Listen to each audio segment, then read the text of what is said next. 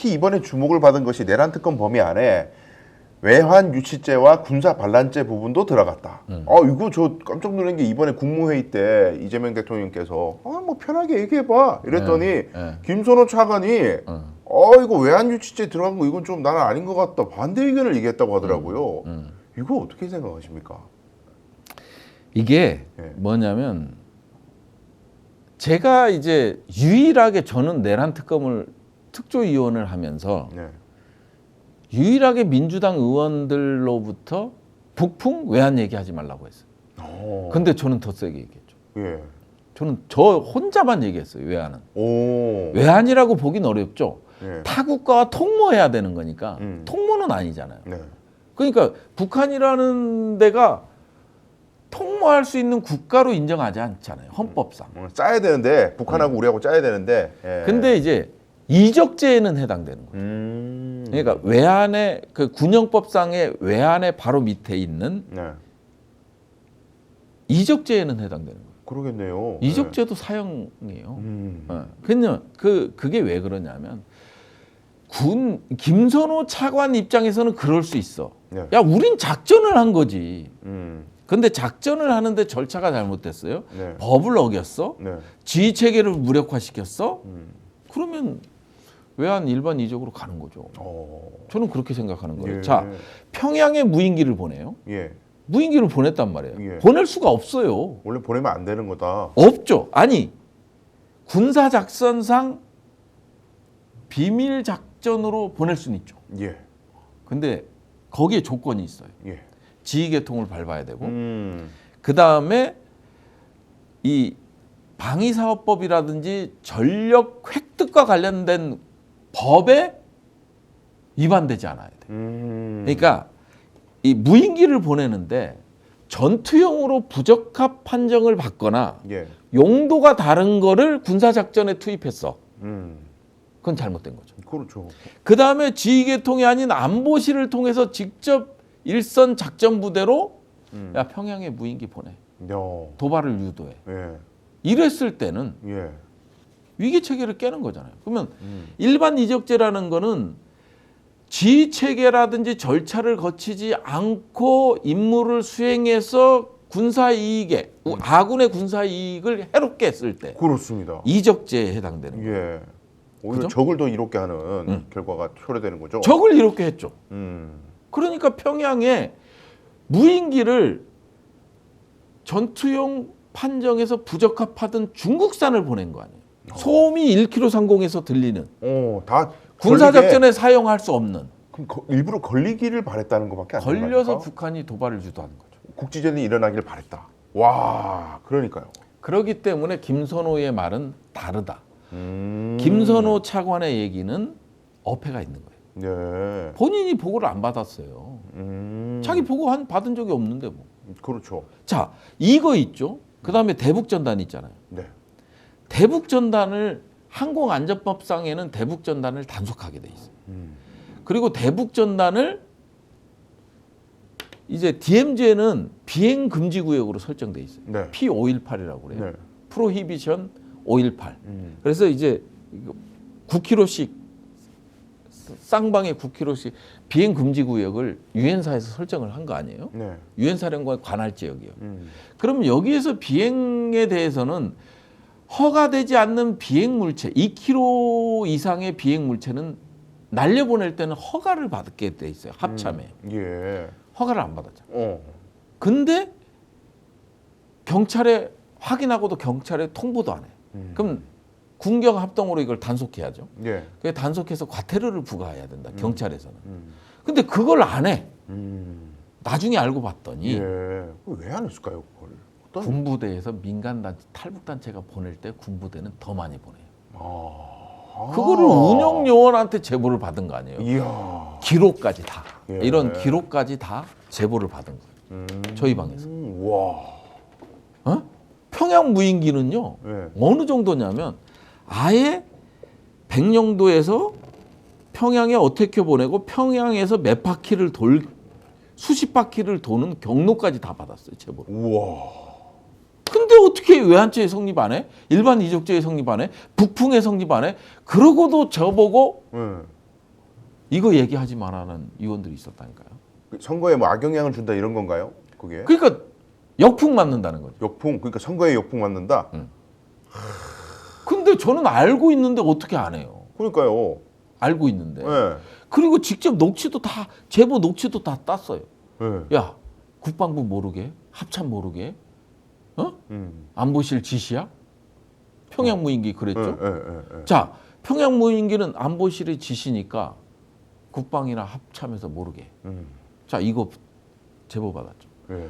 자, 대북전단 뿌릴 때는 합참에서 전비태세 검열 예. 올 때 다 숨겨? 음. 이런 걸 받았어요. 우와. 뭐 재원부터 시작해서 다 받았어요. 다 우와. 갖고 있어요, 저희가. 그럼 이번 특검 때는 그 자료들이 다 당연히 가겠네요. 가겠죠. 우와. 줘야 제공해야지 제가.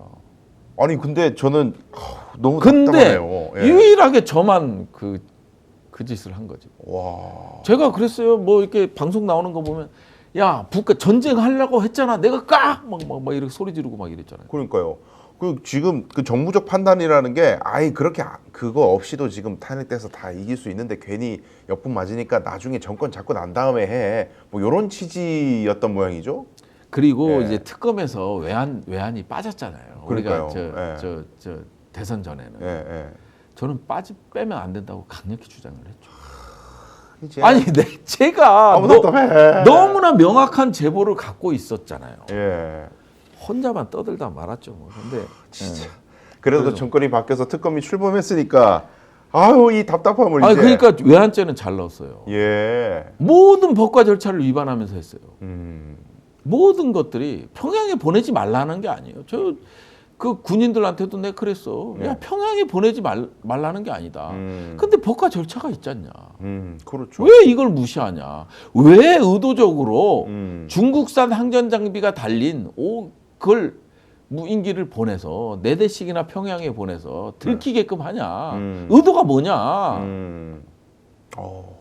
이렇게 강하게 질타를 했었죠. 이거 그냥 넘어가면 군 기강도 다 무너지고. 그렇죠. 왜? 뭐 이제는 우리가 비밀 작전 마음대로 그러니까 비밀 작전이라는 게 적어도 대통령 승인하에 뭐 그런 것도 아니고 그냥 사조직이 뒤에서 뭐 오비 이런 사람들이 적당히 조정해가지고 배후에서 막 해.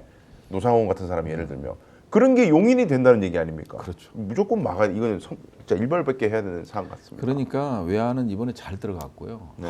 제가 뭐 변호사 자격증만 있으면 외환도 한번 제가 가서 특검하고 싶어. 저만큼 많이 아는 사람도 없고. 그럼요.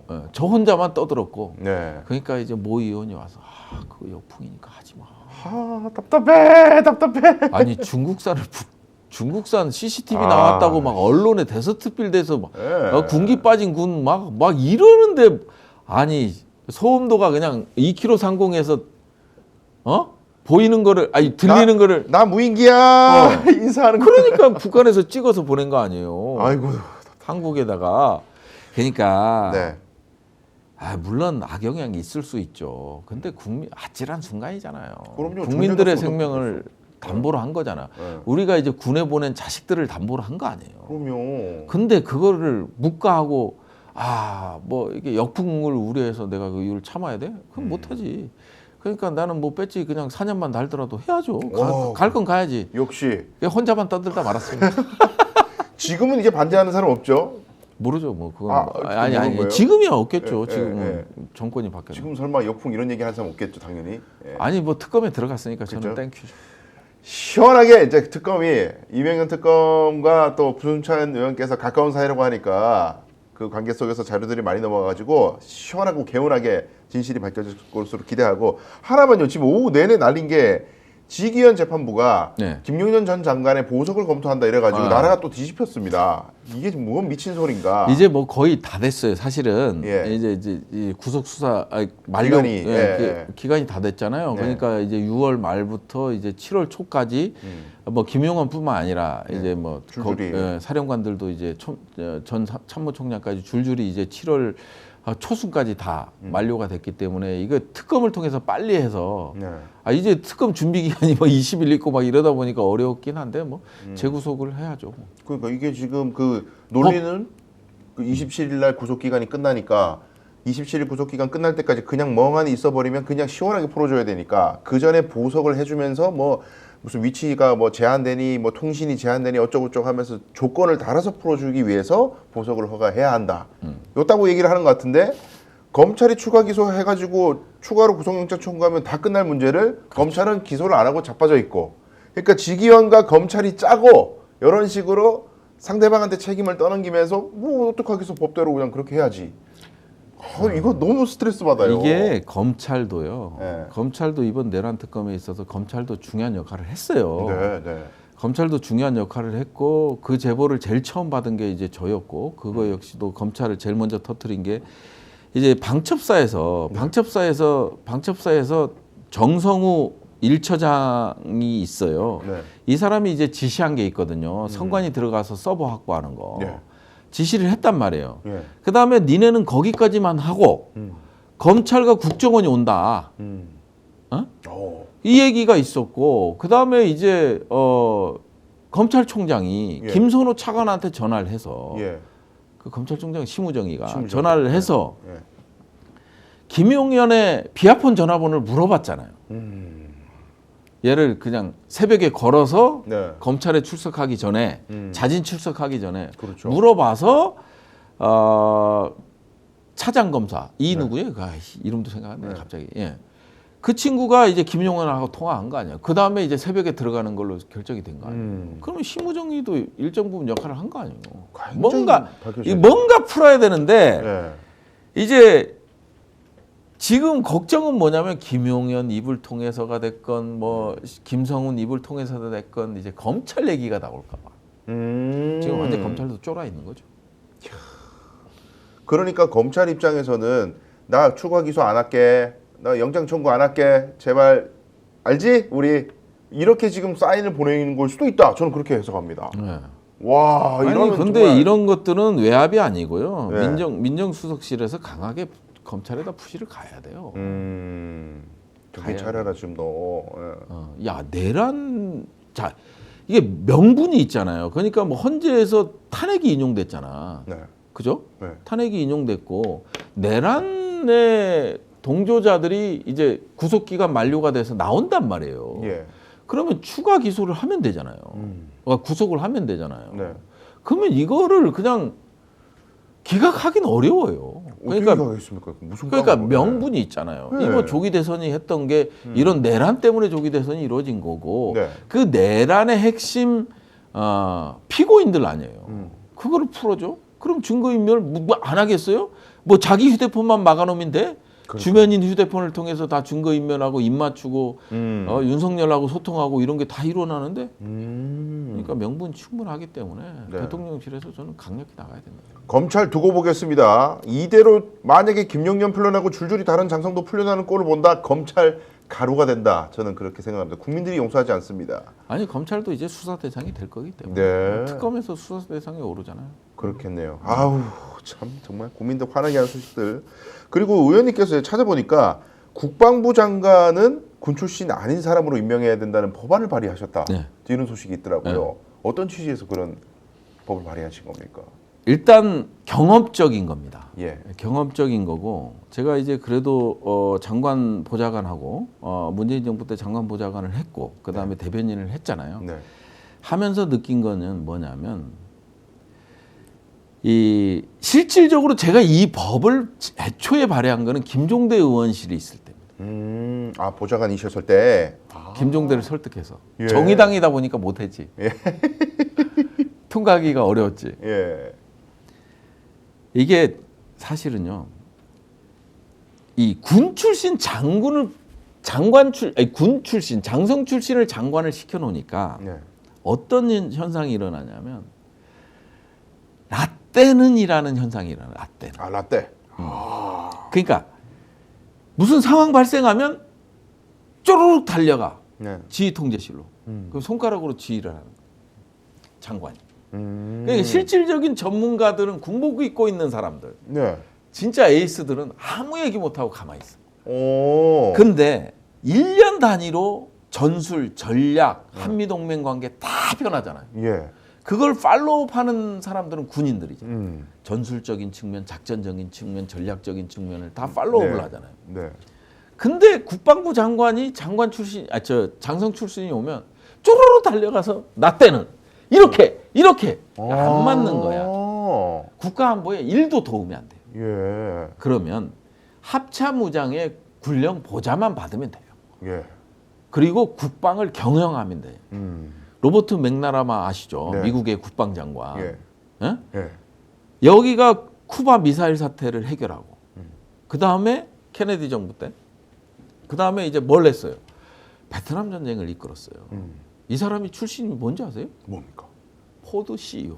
오? 자동차. 우와. 자동차 CEO. 경영인이에요? 경영인. 오. 경영인이 제일 많아요. 오. 기업인 예. 이런 사람이 많아. 야. 장성 출신은 3명밖에 없어요. 오. 미국은. 놀랍네요, 진짜. 미국은 장성 출신이 3밖에 없어요. 근데 모든 전쟁을 다 민간인 출신이 다 주도했어. 병 출신, 네. CEO 출신. 오. 그 다음에 기업인들. 네. 국방은 경영이죠. 용인 군은 작전인 거고. 아하. 이거를 명확히 구분을 못하는 거야. 예. 그러니까 우리나라는 뭐 분단 국가고 뭐 분단 국가해서 한국 전쟁 이후 전쟁해봤어? 안 해봤잖아요. 네. 그러네요. 전쟁 경험이 없네요. 미국은요 1947년 국방부 창설법에 아예 명시적으로 국방부 장관은 군 출신은 10년 동안 전역 후 10년 동안 못 들어온다. 아예 못을 박았었어요. 이야. 그건 오히려 47년도에 그럼 오히려 부작용이 있다고 본 거네요. 오히려 군 출신 되게 되면은. 부작용이 있죠.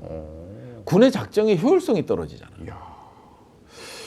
이건 진짜 전향적으로 좀 고민해봐야 될 것 같고. 그래서 미국은 그렇게 유지를 하고 있고 선진국들을 다 그렇게 유지를 해요. 우리나라만 유일하게 뭐 군 출신이 가야 된다. 군 출신은요 속된 말로 한 분야밖에 몰라. 불어도 하지 못해요. 그러니까 이제 뭐 동맹이라든지 뭐 정치 외교적인 측면, 그 다음에 경제적인 측면, 사회적인 측면 이걸 아우르지를 못해요. 자, 이 징병제를 유지하죠. 그러다 보니까 자 아우르지 못하니까 요즘 논란이 되고 있는 국방부령 그거 병사들 네. 진급 심사제 도입해 갖고 말도 안 되는 것들 갖다 놓은 이거 사회 문제거든. 네.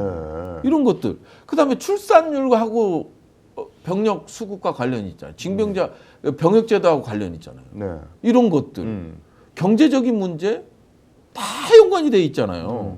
근데 장군 출신들은 뭐 평생 군생활만 했잖아. 그 외에는 몰라. 예. 그것도 뒤쳐져 있어. 뭐 6년, 7년, 뭐 5년, 4년, 3년 지나면 싹 바뀌는데? 어허. 그러다 보니까 계엄이 일어나는 거예요. 예. 그리고 합참의장이라는 작자는 김영애이 들어와서 막 지휘하고 있는데 자기 부대들이 막 국회에 가서 난입해서 지랄 네. 하고 있고 선관위 난입해서 지랄하고 있는데도 네. 통제권을 지휘권을 자기가 갖고 있는데도 한마디도 못하고 아. 눈만 꺼뻑꺼뻑거리고 있고 직무유기한 거예요. 그것도 처벌받아야 돼. 이 특검 통해서. 오히려 김용현 같은 그런 사람들이 국방부 장관이 됐기 때문에 안보 능력은 오히려 떨어지면서 괜히 인맥은 있어가지고 또 그리고 이제 네. 결정적으로 정치 군인을 양성하잖아. 자기 뭐 근무연부터 시작해서 출신 쫙 줄 서잖아요. 정치 군인화. 예. 그러니까 이거는 빨리 가야 되는 거예요. 그러네요. 군개혁이 시발점이 시초 가장 먼저 해야 되는 거다. 네, 민주적 통계의 출발점. 이야, 저는 이런 의미가 있는 줄 몰랐습니다. 아 정말 여러분 지금 우리 부승찬 의원 모시고 진짜 좋은 얘기 나누고 있는데 들어오신 분들 숫자에 비해서 좋아요 숫자가 너무 모자랍니다. 많이 좋아요 눌러주셔야 더 많은 분들이 부승찬 의원의 훌륭한 말씀을 더 많이 들을 수가 있습니다. 또 좋아요, 구독 부탁드립니다. 예. 장관할 분 안타까운 분이 계시죠. 김병주.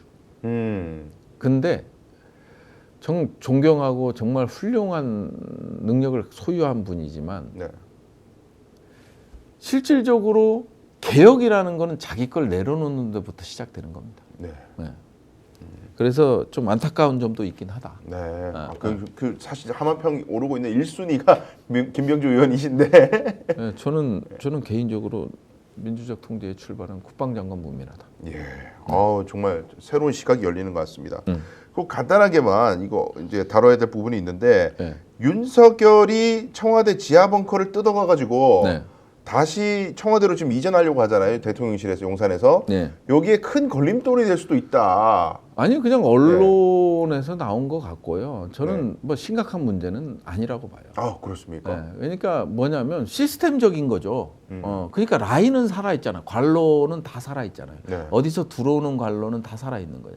네. 시스템적인 거니까 그거는 뭐 시간이 오래 걸리거나 이러진 않고 네. 이번 기회에 장비도 업그레이드 시키면 되는 거예요. 네, 그건 오랜 시간이 걸리는 거 아니고 네. 정말 나쁜 놈들이다. 야, 이 절대 안 들어간다. 이거 다 뜯어내. 뭐 이런 거지. 그러니까 뭐 이재명 대통령께서 이제 대통령실 가봤더니 무덤 같더라. 네. 이런 거랑 비슷한 거지. 아. 야, 내가 못 먹으면 니네도 못 먹어. 완전 유치원적인 발상. 그냥 유아적인 발상. 예. 예. 그냥 눈앞에만 보이잖아요. 아직 그 성숙도가 떨어지니까 어린애들은 네, 네. 예, 좀 이렇게 농담을 해도 이제 받아들이는 게 어렵고. 네. 그러니까 유아적인 발상이지. 눈앞에 거, 그다음에 내가 못 먹어? 그럼 침을 뱉던가 없애든가 해야 되는 거. 그런 그 유아적인 네. 발상인데 네. 너무 걱정 안 해도 돼요. 그러니까 오늘 방송 어떠셨습니까? 마음에 들었다면 구독, 좋아요로 스픽스를 응원해 주십시오. 여러분들의 구독, 좋아요는 가장 큰 힘이 됩니다. 스픽스 구독, 좋아요.